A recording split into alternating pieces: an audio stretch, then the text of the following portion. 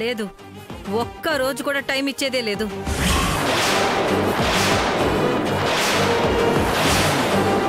ఎక్కడన్నా అప్పే చేస్తారో, ఎవడి కాళ్ళైనా పడతారో, లేకపోతే ఏదైనా అమ్ముకుంటారో నాకనవసరం. నా అప్పు తీరందే వెళ్లేదే లేదు.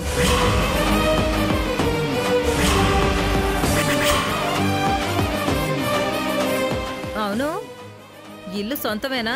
లేదోదినా, అద్దె కొంప. అదృష్టవంతులు. సొంతిల్లే అయ్యుంటే మిమ్మల్ని బయటికి గెంటించి పైసలు ఇచ్చాకే తాళాలు ఇచ్చుండేదాన్ని. అద్దెలు కాబట్టి అదృష్టవంతులైపోయారు. ఊరికే టైం వేస్ట్ చేయకుండా డబ్బులు ఎక్కడి నుంచి తేవాలి, నా అప్పు ఎలా తీర్చాలి అని ఆలోచించండి. వెళ్ళండి. ఏయ్, చెప్తే అర్థం కావడం లేదా? మరి అదిగా బయటికెళ్ళండి, లేదంటే. నువ్వు ఉండమ్మా. చూడండి, ఇద్దరు ఆడపిల్లలతో ఈ కాలనీలో మర్యాదగా బతుకుతున్న వాళ్ళం. ఇప్పుడు మీరు ఇలా మనుషులను తీసుకుని ఇంటి మీదకి వస్తే పొరుగు పోతుంది. బతకలేవమ్మా. బతకలేకపోతే చచ్చిపో.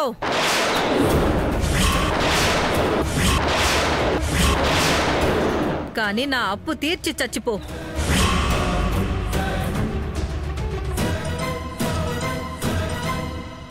ఏంటండి అలా మాట్లాడుతున్నారు? ఒక మనిషిని చచ్చిపో అని అంత సులువుగా ఎలా అంటున్నారు?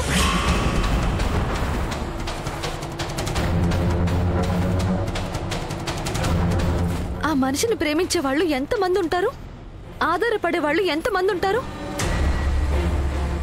ఇలాంటి మాటలు వింటేనే ప్రాణం పోతున్నట్టు అనిపిస్తుందండి.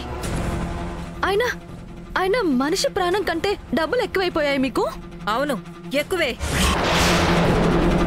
అప్పు తీర్చే దమ్ము లేనప్పుడు తీసుకునే ధైర్యం చేయకూడదు.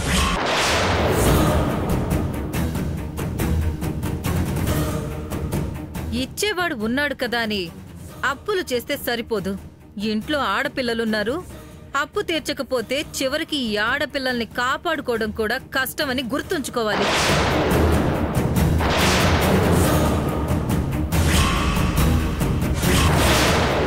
ఏయ్, ఏంటి బెదిరిస్తున్నావా? నేనెవరినో తెలుసా? లాయర్ని. మినిస్టర్ని జైలుకి పంపించిన ట్రాక్ రికార్డ్ నాది. అయితే ఏంటి, నీ గురించి నీ ఇంటి గురించి తెలియకుండానే నీ ఇంటికి వచ్చాననుకుంటున్నావా?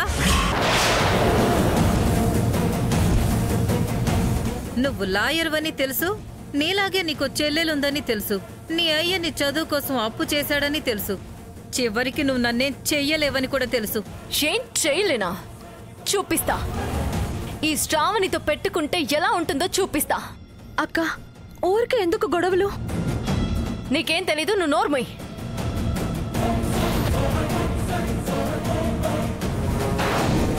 నా ఇంటికి వచ్చి నన్నే బెదిరిస్తుందా? ఒక న్యూసెన్స్ కేసు పెట్టి లోపలేయించి కుళ్ళ పొడిపిస్తే అప్పుడు తెలుస్తుంది. పోవే, ఎవడికి చెప్పుకుంటావో ఎక్కడ కేసు పెట్టుకుంటావో పెట్టుకో. నన్ను అరెస్ట్ చేసేంత దమ్ము ఏ మగాడికుందో చూస్తా. సరే, ఎంతసేపు ఉంటావో ఉండు. ఇప్పుడే వెళ్ళి నీ సంగతి తేల్చుకుని వస్తా. అమ్మా,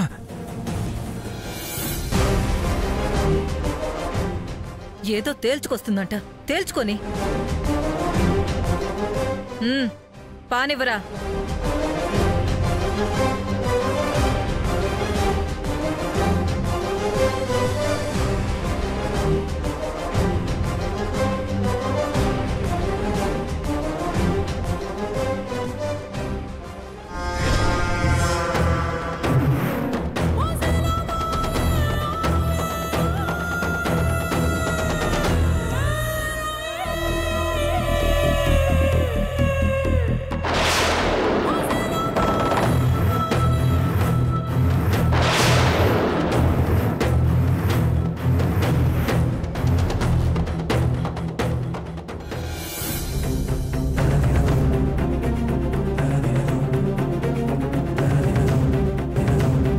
ధరణి,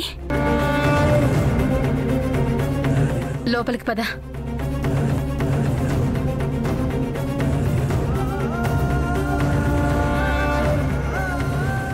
ఏవో బట్టలు కుట్టాలన్నావు కదా, ఈ రోజుకి బాబాయ్ షాప్ దగ్గరికి వెళ్ళి కొట్టుకో.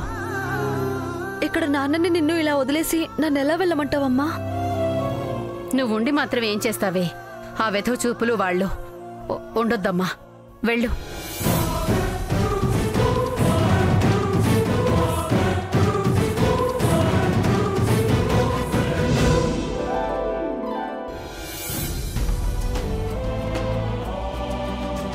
ఈ బట్టలు తొందరగా కుట్టివమ్మా.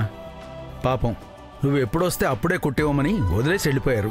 అయ్యో అవునా? ఆ, మరింటికే పంపించుండాల్సింది కదా బాబాయ్. నిశ్చితార్థంలో గొడవ జరిగి ఆ టెన్షన్లో ఉన్నావు కదా, మళ్ళీ నిన్నెందుకు ఇబ్బంది పెట్టడం లేని పంపించలేదు. ఇప్పుడంతా బానే ఉంది కదమ్మా? బానే ఉంది బాబాయ్. అక్క వెళ్ళి మాట్లాడింది. నా తప్పేం లేదని వాళ్ళు అర్థం చేసుకున్నారు బాబాయ్. మంచి రోజు చూసుకుని ముహూర్తాలు పెడతారు బాబాయ్. ఇంకే ప్రాబ్లం ఉండదు.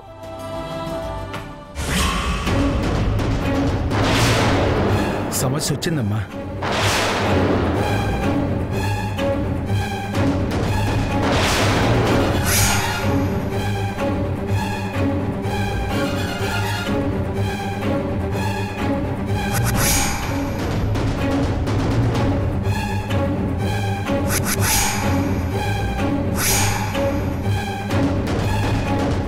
Hi tailor.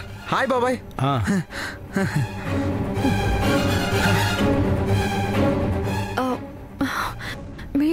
మీరేంటి ఇలా వచ్చారు? చెప్తాను కానీ ఫస్ట్ అయితే నీకు థ్యాంక్స్ చెప్పాలి టైలర్. నన్ను హాస్పిటల్లో చేర్చావు, నా ప్రాణాలను కాపాడావు. Thank you.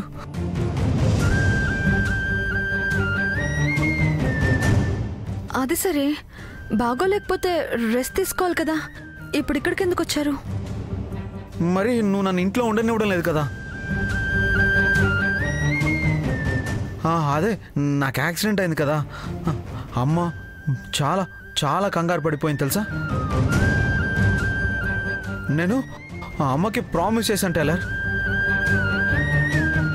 నిన్ను చూడను, నీతో మాట్లాడను, పూర్తిగా నిన్ను మర్చిపోతాను అని అమ్మకు మాట ఇచ్చాను. కానీ నిన్ను మర్చిపోవడానికి ఎంత ట్రై చేసినా కూడా అంత గుర్తొస్తున్నావేంటి టైలర్? అప్పటికి నిన్ను మర్చిపోదామని ఇదిగో ఈ రబ్బర్ బ్యాండ్ ఇలా పెట్టి ఇలా కొట్టుకున్నావా? చూడు చూడు ఎలా కమిలిపోయిందో చూడు.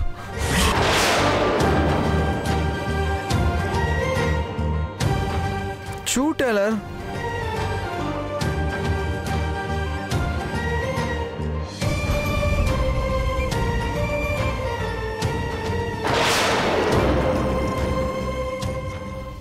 ఇలా కొట్టుకున్నాను.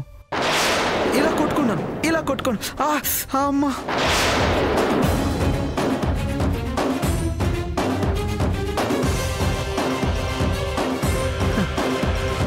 ఆయన గుర్తొస్తున్నావు టైలర్.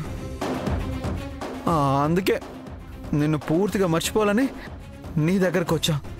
అదేంటి బాబు, మర్చిపోవాలంటే దూరంగా ఉండాలి, కనిపించకూడదు. కానీ ఇలా దగ్గరికి వచ్చి మర్చిపోవాలంటే ఎలా కుదురుతుంది? ఇలాగే కుదురుతుంది. మా అన్నయ్య చెప్పాడు. మీకు సిగరెట్ తాగే అలవాటు ఉందా? ఉంది బాబు. ఎప్పుడైనా మానేయాలనిపించిందా? అనుకున్నా బాబు, కానీ కుదరలేదు. వ్యసనం కదా. అనుకుంటే కుదురుతుంది బాబాయ్. సిగరెట్ని వెలిగించండి, చేతిలో పట్టుకోండి, కానీ తాగొద్దు. మనసు లాగుతుంది కానీ తాగకూడదు. అప్పుడు మానేయగలుగుతారట. మా అన్నయ్య చెప్పాడు. ఇప్పుడు నేను అదే చేస్తున్నా. నేను టైలర్ దగ్గరే ఉండాలి, కానీ నేను టైలర్ని పట్టించుకోకూడదు, డిస్టర్బ్ అవ్వకూడదు, అస్సలు మాట్లాడను కూడా. అప్పుడే మర్చిపోతాను. నువ్వు కుట్టుకో టైలర్, నేను ఇక్కడే ఉంటా. నేను డిస్టర్బ్ చేయను, నీతో మాట్లాడను. అసలు నేను ఇక్కడ లేననుకో.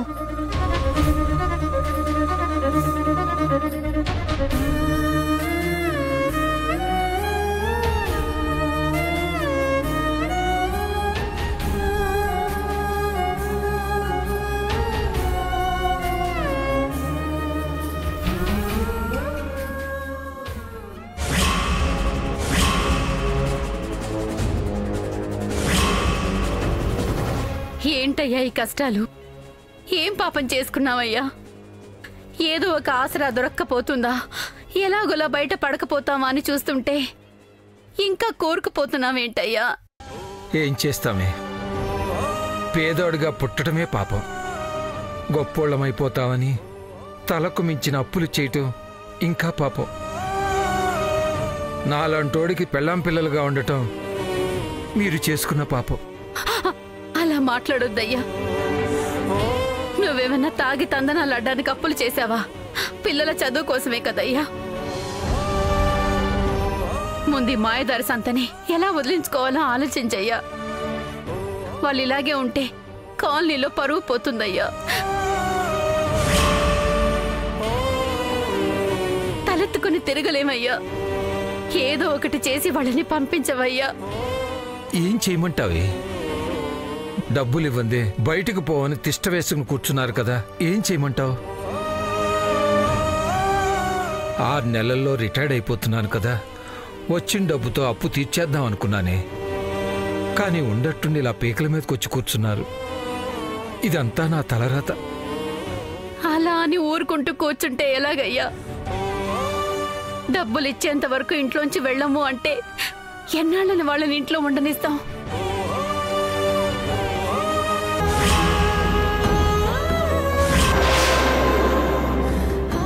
ఇద్దరు ఆడపిల్లలు ఉన్నారయ్యా. ఆ వెధవలు ఎలా దొంగ చూపులు చూస్తున్నారో చూసావు కదా. అందుకే చిన్నదాన్ని కూడా షాప్కి పంపించేశా. ఇలా ఎన్ని రోజులు పిల్లల్ని బయటకు పంపిస్తాం? ఏదో ఒకటి చెయ్యవయ్యా. నా చేతుల్లో చేయటానికి ఏమీ లేదే. ఇప్పటికిప్పుడు అంత డబ్బు ఎక్కడి నుంచి తేగలను? ఏం చేసినా నా పెద్ద కూతురే చేయాలి.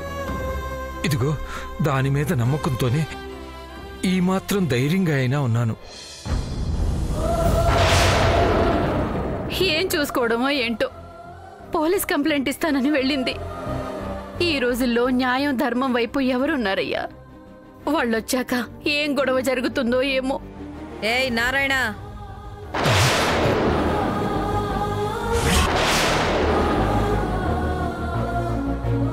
ఏయ్ కరెంట్ నారాయణ,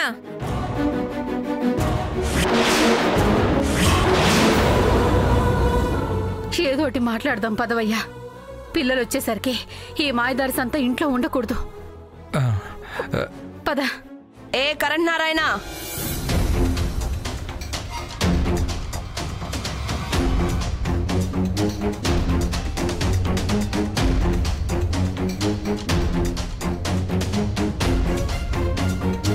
అప్పు తీర్చమంటే లోపలికి పోయి పెళ్లంతో ముచ్చట్లేంటి?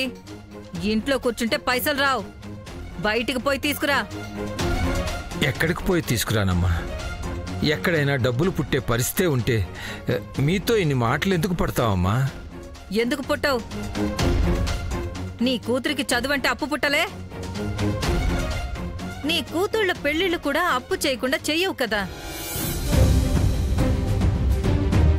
మీ అవసరానికి పుట్టే అప్పులు మా అప్పులు తీర్చడానికి పుట్టవా?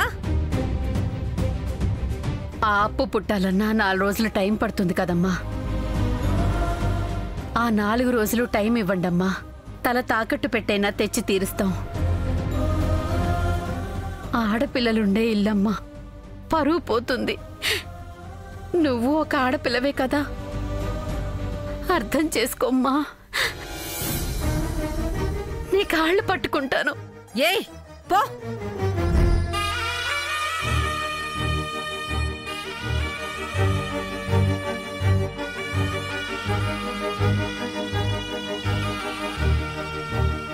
ఆడదాన్ని కాబట్టే కొంచెం మర్యాదగా చెప్తున్నా, లేదంటే మ్యాటర్ వేరేలా ఉండేది. ఎరా అన్న అప్పు వసూలు చేసుకోలేక నిన్ను పంపించాడంటేనే అప్పుడే నీ మ్యాటర్ ఏంటో తెలిసిపోలేదు. ఇదిగో నారాయణ, వదెంతో అసలు పరాచకాలొద్దు. వదిన్ని ఇక్కడి నుంచి ఎలా పంపించాలో ఆలోచించు. పైసలు ఎక్కడి నుంచి తేవాలి, వదిన చేతిలో ఎలా పెట్టాలో ఆలోచించు.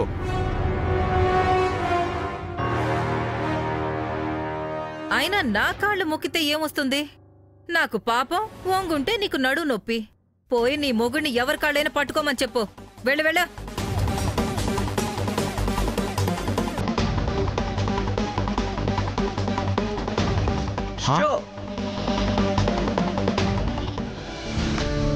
కడలిని వీడి అడుగులు వేయగలలేనాడు, నింగిని వీడి నిలబడగలదా వెన్నెలనాడు. దేహం ఒకరు ప్రాణం ఒకరని దేవుడు కలిపాడు, విధిలా మారి మళ్ళీ తానే విడదీస్తున్నాడు. ఓ దైవం,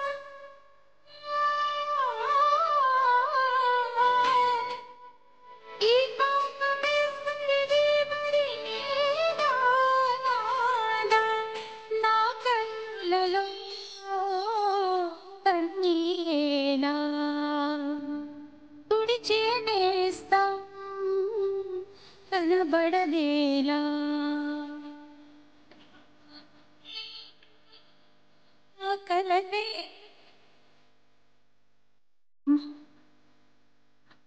లేవా కనకు.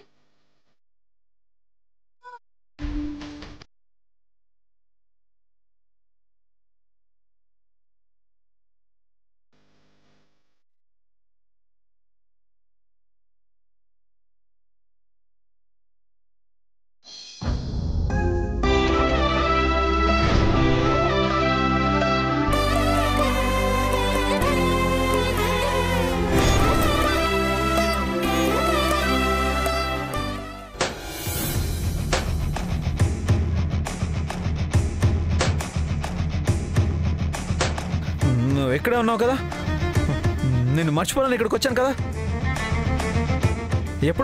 ఎప్పుడో నువ్వు షర్ట్ కుట్టింది గుర్తుకొచ్చి చాలా డిస్టర్బ్ చేస్తున్నావు టైలర్. అందుకే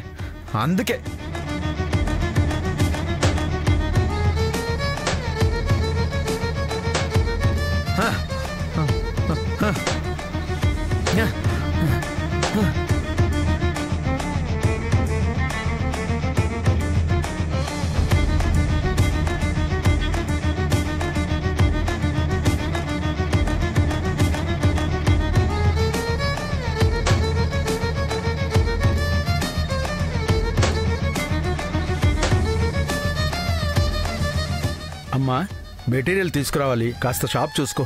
ఇప్పుడే వెళ్ళొచ్చేస్తాను. అలాగే బాబాయ్. పర్వాలేదా? పర్వాలేదు.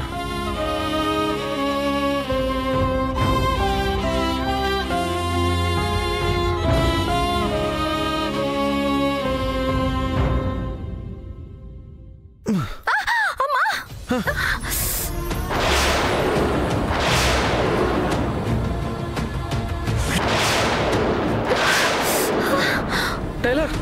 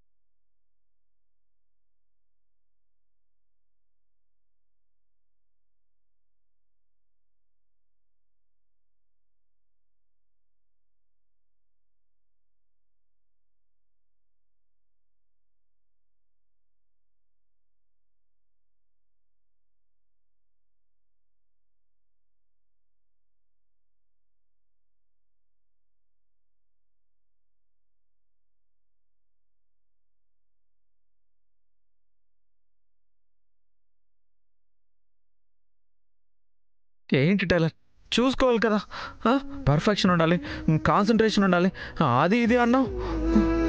ఇప్పుడు నీ కాన్సన్ట్రేషన్ ఏమైంది? నేనేమి నీకు గుర్తు రావట్లేదు కదా. నా వల్ల నీకేమీ డిస్టర్బెన్స్ లేదు కదా.